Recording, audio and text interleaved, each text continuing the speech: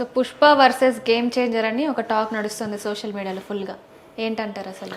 ఇక ఏం చేద్దాం, పుష్పకి గేమ్ చేంజర్కి నక్కకి నాగలోకానికి ఉన్నంత తేడా ఉంది. ఎందుకు అంటే పుష్ప అనేది సింగిల్గా వచ్చింది, గేమ్ చేంజర్ విత్ కాంపిటీషన్ వచ్చింది. Pushpa is without competition.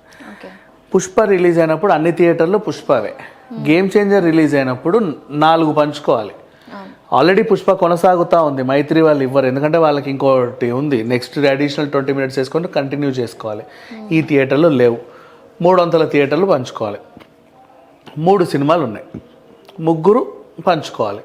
నీకు ఇన్ని థియేటర్లు వచ్చాయి, ఇన్ని థియేటర్లో నీకు అడిషనల్ షోస్ లేవు, అంటే అడిషనల్ ఉన్నాయి, బెనిఫిట్స్ లేవు, టికెట్ రేటు పుష్పకు ఉన్నంత లేవు. సో నువ్వు ఎంత హిట్ టాకు తెచ్చుకున్నా సరే నీకు వచ్చేది ఇంతే.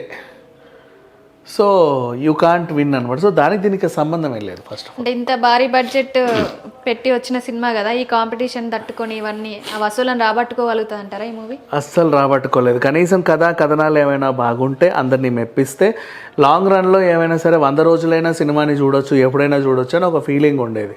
దీంట్లో అలాంటి సిచ్యువేషన్స్ ఏమీ లేవు కాబట్టి ఈ సినిమా లాంగ్ రన్ ఒకరోజే. ఇంకా చెప్పాలి అంటే రామ్ చరణ్ నటించిన భయంకరమైన సినిమాలలో ఒకటి జంజీర్.